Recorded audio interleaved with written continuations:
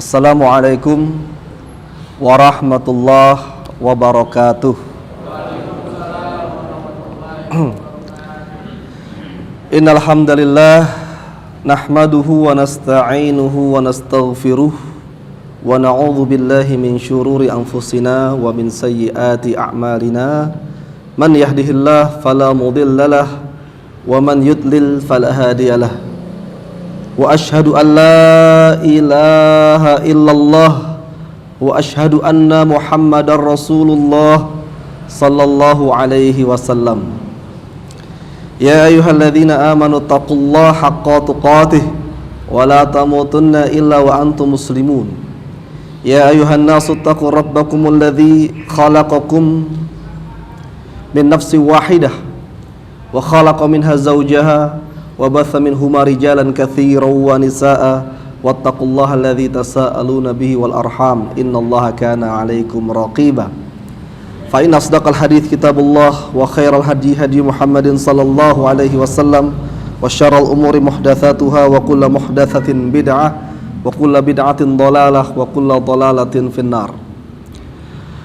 Baik para jamaah ikhwah sekalian rahimani Allah wa iyyakum, kita lanjutkan kegiatan kita pada pagi hari ini dengan mengkaji agama kita, memperdalam ad-dinul Islam. Pembahasan yang menjadi tema pada pagi hari ini adalah tentang keteguhan para sahabat Nabi ridwanullahu alaihim jami'an dalam mempertahankan keimanan mereka kepada Allah Subhanahu wa taala. Ya, ini tema kita, yaitu keteguhan dan kesabaran para sahabat Nabi ridwanullahu alaihim dalam mempertahankan keimanan mereka kepada Allah Subhanahu wa taala. Dan sesungguhnya Allah Subhanahu wa taala itu sudah memiliki perencanaan, ya, setiap mereka yang beriman kepada Allah Subhanahu wa taala pasti akan diuji imannya. Ini adalah sunnah kauniyah, sesuatu yang pasti akan terjadi dan sudah terjadi pada umat-umat terdahulu sejak zaman Nabi Adam alaihi salam, kemudian nabi-nabi setelahnya sampai kepada zaman Nabi Muhammad sallallahu alaihi wasallam dan hingga akhir zaman. Ini terdapat pada Al-Qur'an surah Al-Ankabut ayat kedua dan ayat yang ketiga. Apa ayatnya? A'udzu billahi minasyaitonir rajim. Ahasiban nasu ayyaqulu amanna. Ahasiban nas ayyutraku ayyaqulu amanna. Apakah manusia itu mengira bahwa mereka akan dibiarkan begitu saja ayyaqulu amanna, untuk mengatakan kami telah beriman, wa hum la yuftanun, sementara mereka belum diuji. Walaqad fatannal ladzina min qablihim fala ya'lamannallahu alladzina shadaqu wa la ya'lamannal kadzibin. Apakah manusia itu mengira mereka dibiarkan saja mengatakan kami telah beriman kepada Allah Subhanahu wa taala? Ini pertanyaan yang tidak butuh jawaban. Ya, mereka tentunya akan diuji dan ditegaskan walaqad fatannal ladzina min qablihim, dan sungguh kami telah menguji orang-orang sebelum mereka. Maka disitulah nanti akan diketahui oleh Allah Subhanahu wa taala mana orang-orang yang benar imannya dan mana orang-orang yang dusta terhadap keimanannya. Jadi ujian ini pasti akan dihadapi oleh orang-orang yang mengatakan dirinya saya telah beriman, kami telah beriman. Tidak dibiarkan begitu saja mengatakan saya telah beriman. Maka ayat ini mengandung konsekuensi bahwa semua orang yang beriman itu harus siap akan adanya ujian dari Allah Subhanahu wa taala. Ujian di sini dikatakan fitnah. Yuftanun. Mereka akan diberikan fitnah. Ya, seperti itu. Dan fitnah ini banyak sekali. Ujian-ujian banyak sekali.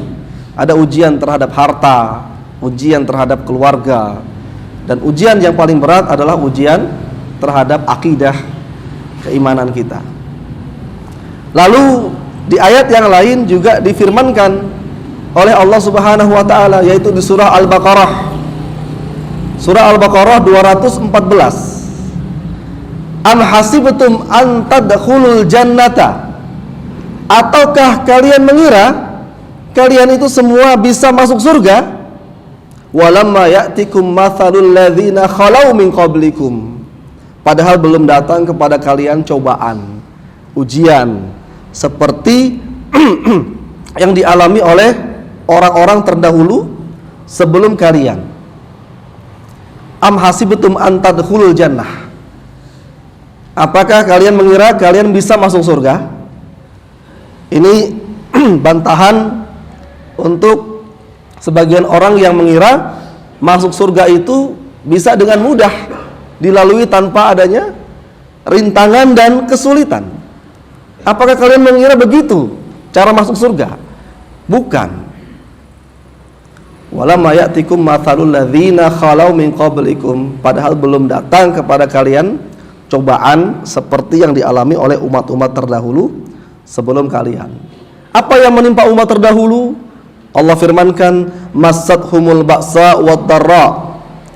Mereka ditimpa kemelaratan, kemudian juga penderitaan, wa zulzilu, dan kegoncangan jiwa, hatta yaqula rasulu walladzina amanu ma'ahu, sampai-sampai Rasul dan orang-orang yang berada di sekitarnya, yaitu para sahabat, mengatakan, mata nasrullah, kapankah datangnya pertolongan dari Allah? Jadi sampai-sampai mereka berharap cepatnya datang pertolongan dari Allah Subhanahu wa taala karena penderitaan dan juga penyiksaan yang mereka alami. Mereka ditimpa dengan kemiskinan, kemelaratan, kesulitan hidup, kelaparan, penyiksaan, dan lain sebagainya. Ini terjadi pada masa Mekah, ya, ketika Rasul Shallallahu Alaihi Wasallam masih di Mekah. Mereka banyak mengalami siksaan-siksaan dari orang-orang kafir dan orang-orang musyrikin, sampai mereka mengatakan, mata nasrullah, kapankah datangnya pertolongan dari Allah? Kemudian dikatakan, ala inna nasrullahi qarib, ketahuilah dan ingatlah, sesungguhnya pertolongan dari Allah Subhanahu wa taala itu dekat. Baik, ya. Ini adalah konsekuensi ketika kita beriman kepada Allah Subhanahu wa taala. Kita akan merasakan ujian berupa kelaparan, penderitaan, dan kegoncangan jiwa, kegundahan, ya, banyaknya pikiran dan lain sebagainya. Ini adalah suatu sunnah kauniyah, ketetapan Allah Subhanahu wa taala yang akan terjadi kepada semua orang beriman, dan sudah terjadi memang, dialami oleh para sahabat dan juga para ulama-ulama terdahulu. Kemudian ditekankan lagi dalam surah Ali Imran. Surah Ali Imran ayat 186. La tublawunna fi amwalikum wa anfusikum. Kalian sungguh-sungguh akan diuji terhadap harta-harta kalian dan jiwa-jiwa kalian.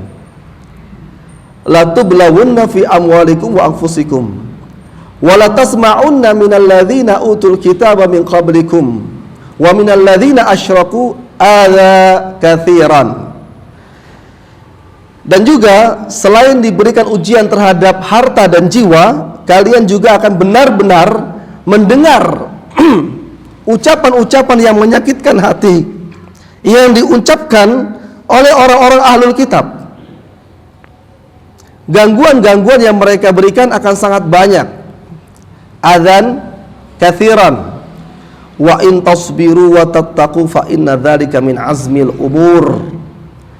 Jika kalian bersabar dan bertakwa kepada Allah Subhanahu wa taala, maka sesungguhnya yang demikian itu adalah urusan yang patut diutamakan. Nah, ini artinya ada 3 jenis ujian yang akan dialami oleh orang beriman. Kata Allah Subhanahu wa taala, fi amwalikum. Ujian orang beriman itu dari harta. Bisa karena banyaknya harta, bisa juga karena miskin. Kesulitan harta, ini ujian orang beriman. Wa fi anfusikum, dan ujian tentang jiwa. Jiwanya, entah dia merasakan sakit, merasakan letih, dan lain sebagainya. Ini firman Allah Subhanahu wa ta'ala yang akan dihadapi oleh orang-orang beriman. Kemudian yang ketiga, ujian berupa cemoohan dan gangguan dari siapa? Minalladzina utul kitab, dari ahlul kitab. Ahlul kitab itu melecehkan kaum muslimin, merendahkan mereka, mengucapkan cacian-cacian dan lain sebagainya. Dan apa perintah Allah ketika kita menghadapi 3 ujian ini? Wa in tasbiru wa tattaqu, apabila kalian bersabar dan tetap bertakwa, tetap mempertahankan ketakwaan di tengah kemiskinan, di tengah dengan rasa sakit yang dialami oleh fisik, kemudian juga rasa sakit hati karena diucapkan ucapan-ucapan yang merendahkan. Kalau bersabar dan tetap bertakwa, maka itulah yang harus diutamakan. Ini. Dan di sini kalimatnya latublawunna. Nah, ini adalah taukid ya. Yaitu sungguh-sungguh pasti akan diuji. Lalu di hadis juga demikian. Para sahabat radhiyallahu anhum bertanya kepada Rasul sallallahu alaihi wasallam, "Ya Rasulullah, wahai Rasulullah, ayyu asyaddu bala'an? Ayyun nasi asyaddu bala'an?" Manusia manakah yang paling berat ujiannya? Beliau ditanya, manusia manakah yang paling berat ujiannya, ujian keimanannya? Kemudian beliau bersabda, qala al-anbiya'u tsummal amsalu fal amsalu. Yang paling berat adalah para nabi, ujian yang dialami oleh para nabi. Kemudian setelah para nabi, ujian di level bawahnya adalah orang-orang yang semisal para nabi, yang semisal para nabi. Kemudian setelah itu orang-orang yang semisal dengan orang yang semisal para nabi. Dan Rasulullah sallallahu alaihi wasallam menekankan, fayubtala ar-rajulu ala hasabi dinihi, maka seseorang itu akan mendapatkan ujian sesuai dengan kadar kekuatan akidahnya, agamanya. Fa in kana dinuhu sulban ishtadda bala'uhu, apabila agamanya kuat, agamanya itu kokoh, akidahnya kuat, maka akan bertambah berat ujiannya. Jadi ujian yang paling berat itu ujian untuk para nabi, karena yang paling kuat imannya dari semua manusia adalah para nabi. Nah, begitu pula sebaliknya. Wa in kana fi dinihi riqqatun ubtuliya ala hasabi dinihi. Jika agamanya lemah, maka dia pun akan diuji sesuai kadar agamanya. Hadis Tirmidzi, Nasa'i, Ibnu Majah. Nah, hadis ini menekankan semua akan diuji. Semua orang beriman, dari mulai yang paling kuat imannya sampai yang imannya paling lemah, itu semua pasti diuji. Jadi tidak ada yang bisa lepas dari ujian. Semua kita ini semua akan mendapatkannya. Kadang kita melihat orang lain ujiannya sangat berat, ya, atau kita melihat diri kita ujiannya sangat berat, sementara orang lain tidak mendapatkan ujian yang seperti itu. Nah, ini tentunya kenapa kita mendapatkan ujian yang seolah-olah menurut kita ini berat, yang kita bandingkan dengan orang lain, ternyata orang lain tidak mendapatkan ujian yang sama dengan saya. Bisa jadi karena memang Allah melihat ada potensi kekuatan iman pada diri kita, sehingga disitulah Allah Subhanahu wa ta'ala memberikan ujian sesuai dengan kadar kesanggupan kita. La yukallifullahu nafsan illa wus'aha. Sesungguhnya Allah Subhanahu wa ta'ala tidak membebani seseorang dengan sesuatu yang di luar kesanggupannya. kecuali memang dia sanggup untuk mengembannya. Ini. Dan perlu disadari bahwa apabila ujian itu menimpa kita dan kita bersabar, maka nilainya akan sangat besar, nilai berupa pahala. Rasul sallallahu alaihi wasallam mengatakan, "Inna 'idhamal jazai ma'a 'idhamil bala." Sesungguhnya besarnya pahala tergantung dengan besarnya ujian. Wa innallaha idza ahabba qauman ibtalahum. Dan apabila Allah Subhanahu wa taala mencintai suatu kaum, ibtalahum, Allah akan uji mereka. Allah akan berikan ujian kepada kaum tersebut. Faman radiya falahu ridha wa man sakhita falahu sukhat. Siapa yang ridha dengan ujian dari Allah, maka dia pun mendapatkan keridhaan dari Allah. Siapa yang membenci, maka dia pun mendapat kemurkaan dari Allah Subhanahu wa taala. Ini juga hadis riwayat Tirmidzi, Nasa'i, Ibnu Majah.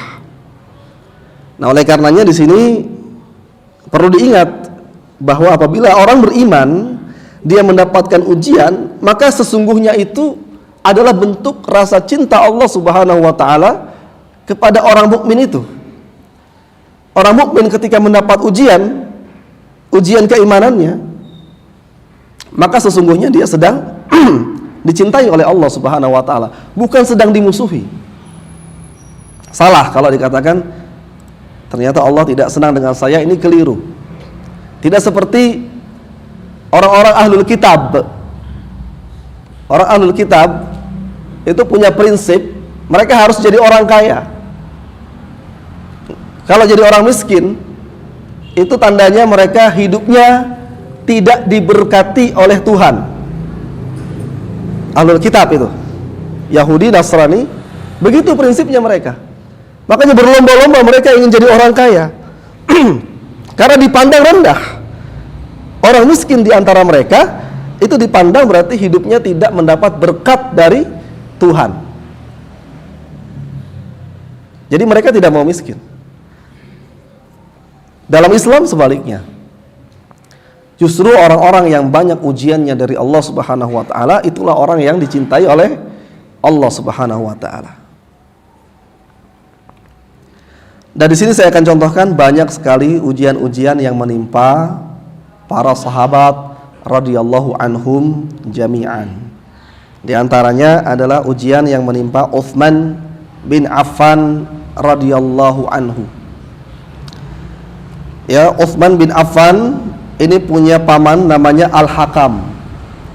Ketika Utsman bin Affan radhiyallahu anhu masuk Islam, pamannya tidak senang.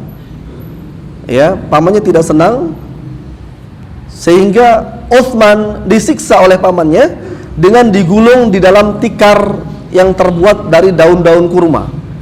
Tikar yang sangat tebal, kemudian dijemur di padang pasir oleh pamannya. Kemudian Utsman radhiyallahu anhu menjawab, "Demi Allah, sampai kapanpun aku tidak akan meninggalkan agamaku. Aku tidak akan meninggalkan nabiku selama aku masih hidup." Ini kata Utsman bin Affan radhiyallahu an. Dan pamannya terus-menerus menyiksa, namun semakin kokoh keimanan Utsman dengan agamanya sampai akhirnya pamannya pun merasa putus asa. Ya, pamannya merasa putus asa dan tidak lagi menyiksa Utsman bin Affan radhiyallahu an. Kemudian yang kedua adalah Mus'ab bin Umair radhiyallahu an. Ini juga sering kita dengar kisahnya. Mus'ab bin Umair ialah seorang pemuda yang tampan, yang memiliki fasilitas hidup dari keluarganya yang sangat mencukupinya. Namun ketika dia masuk Islam, dia menerima dakwah Rasul sallallahu alaihi wasallam, maka segera saat itu semua fasilitas kemewahan yang dirasakan Mus'ab bin Umair dihentikan, sampai diusir dari rumahnya, sampai menjadi gelandangan yang tidak punya baju, tidak punya baju ganti, tidak punya uang sama sekali, kemudian juga tidak punya makan, kelaparan. Padahal sebelumnya jangankan kelaparan, dia berlebihan. Bajunya sangat bagus, kemudian pakaiannya, makanannya sangat banyak, dan parfumnya sangat mewah. Ketika dia masuk Islam, diuji oleh keluarganya, tidak mendapatkan semua fasilitas itu, diboikot, namun dia tetap mempertahankan keimanannya dan tetap berjuang bersama Rasul Shallallahu Alaihi Wasallam. Nah, kemudian juga kisah yang dialami Bilal bin Rabah radhiyallahu an. Ini kisah yang sangat terkenal sekali, kita semua insya Allah sudah sering mendengarnya. Tapi dikuatkan lagi, disampaikan di sini ya, untuk mengingatkan lagi. Jadi Bilal bin Rabah ini seorang budak berkulit hitam yang punya majikan namanya Umayyah bin Khalaf. Umayyah bin Khalaf ketika mengetahui Bilal masuk Islam, maka Umayyah ini senantiasa menyiksa Bilal dengan mengikatnya dengan tali.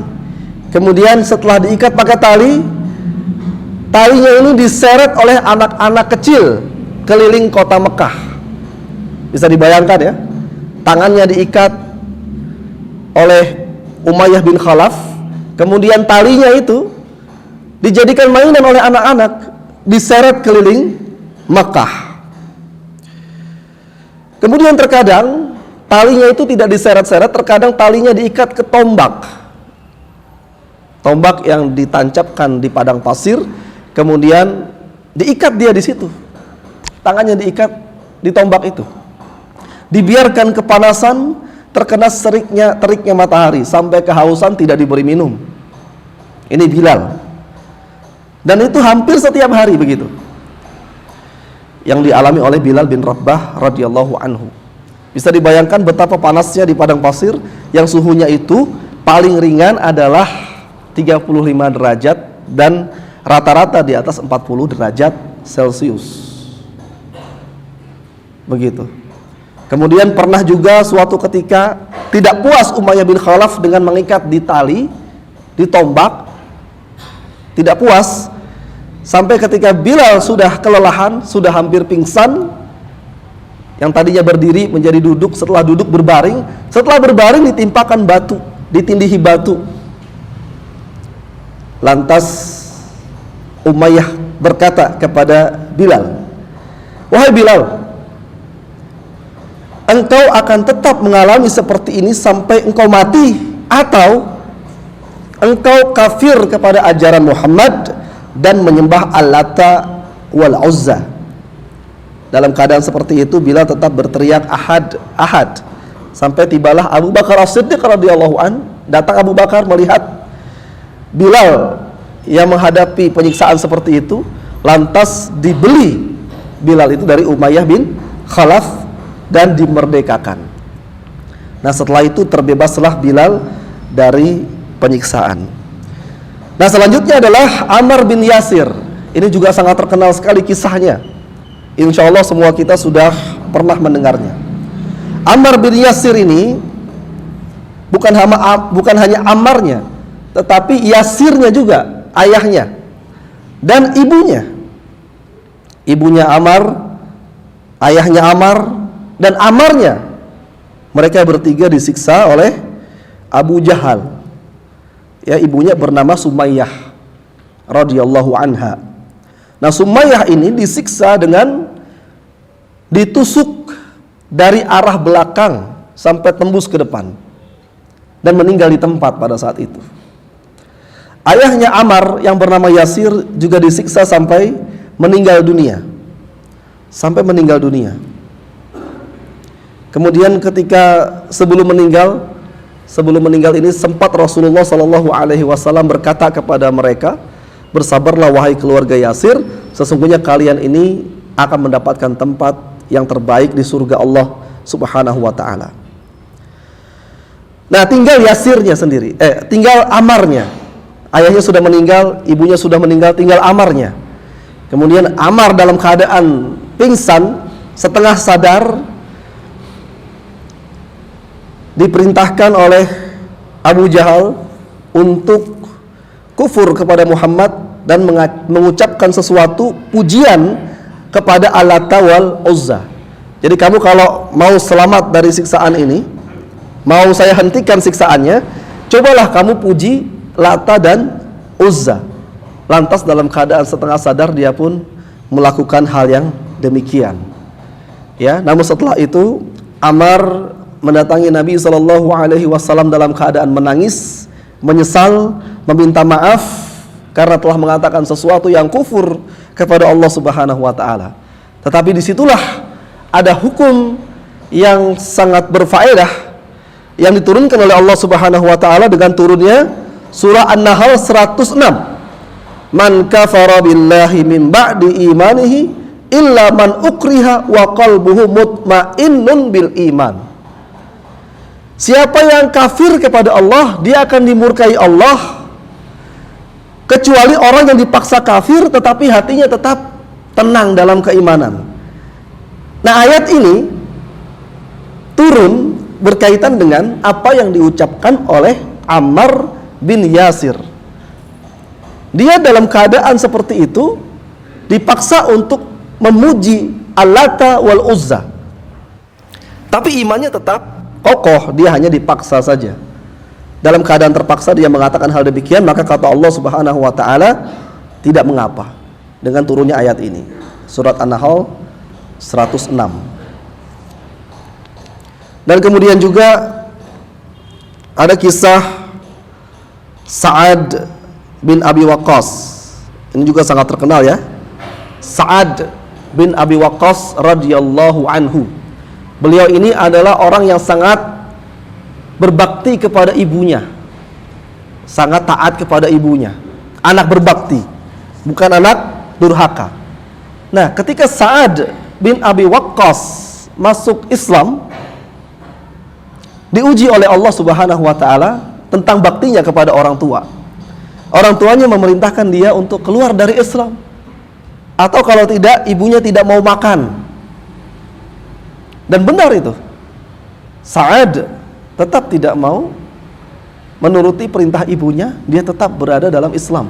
Padahal Sa'ad ini orang yang sangat berbakti kepada ibunya, tidak pernah membangkang perintah ibunya sama sekali, patuh dia kepada ibunya. Tapi ketika itu diuji oleh Allah, ibunya tidak mau makan sebelum Sa'ad meninggalkan agama Islam. Tetapi Sa'ad dengan tegas mengatakan, seandainya ibu memiliki 70 nyawa, keluar satu-satu, saya tetap berada dalam agama saya. Ya, padahal Sa'ad ini orang yang sangat menyayangi ibunya, tapi ibunya kelaparan, ibunya sampai kurus kering. Bahkan dikisahkan ibunya ini adalah seorang wanita yang sangat rupawan, yang sangat rupawan fisiknya. Tetapi sampai pada saat itu, ya, fisiknya melemah, kemudian keriput, kurus, dan sakit-sakitan. Tapi Sa'ad bin Abi Waqqas tetap tidak bergeming, tidak menoleh, tidak lantas kasihan sama ibunya. Aduh, kasihan ibu saya, udah saya murtad saja. Tidak. Tetapi Sa'ad bin Abi Waqqas tetap beriman kepada Allah Subhanahu wa taala. Ya, dan sampai pada akhirnya ibunya pun mau makan. Ya, demikianlah ya kisah-kisah bagaimana para sahabat radhiyallahu anhum jami'an mempertahankan iman mereka, dan sebuah sunnatullah yang pasti terjadi. Tidak dibiarkan saja orang beriman mengatakan ayaqulu amanna wa hum la yuftanun, sementara mereka tidak diuji. Oleh karenanya, apabila datang ujian dari Allah Subhanahu wa taala kepada kita, maka yang pertama kali kita wajib bersabar. Kemudian yang kedua, kita baca lagi kisah-kisah umat-umat terdahulu, bagaimana ujian mereka. Ujian mereka itu lebih berat daripada kita. Ya, bahkan Rasul pernah mengatakan kepada sahabat-sahabatnya, orang-orang sebelum kalian, wahai para sahabat, itu ada orang yang digergaji kepalanya sampai terbelah dua. Ini kata Rasul, menghibur sahabat, gitu ya. Jadi sahabat Nabi saja dihibur oleh Rasul Shallallahu Alaihi Wasallam dengan kisah umat sebelum sahabat, umat sebelum Rasul. Dan juga umat-umat sebelum Rasul itu ada kisah Ashabul Ukhdud, yaitu kisah orang-orang beriman yang dilemparkan dalam parit Sampai ada karomah di situ. Karomahnya berupa bayi yang bisa bicara. Bayi bicara kepada ibunya, "Wahai ibu, nyeburlah ke api." Karena itu adalah keselamatan. Daripada disuruh kafir, mendingan nyebur ke api. Ini kezaliman raja pada saat itu, orang beriman semua dibakar dalam api. Ada seorang ibu yang ragu-ragu ketika mau menyeburkan dirinya ke api karena masih menggendong bayinya ini. Ibunya tidak masalah dengan dirinya, tapi dia kasihan dengan bayinya. Sampai dikuatkan oleh bayinya. Inilah karomah dari Allah Subhanahu wa taala. Bayinya bisa bicara, tidak usah khawatir. Ini adalah kebenaran. Ya, nanti bisa dibaca lagi dalam kisah Ashabul Ukhdud. Wallahu a'lam, mudah-mudahan apa yang bisa saya sampaikan ini bermanfaat dan bisa menambah iman kita kepada Allah dan menambah kesabaran kita dalam menapaki jalan kebenaran, jalan al-haq, jalan siratul mustaqim. Subhanakallahumma bihamdik, asyhadu an la ilaha illa anta astaghfiruka wa atubu ilaik. Wassalamualaikum warahmatullahi wabarakatuh.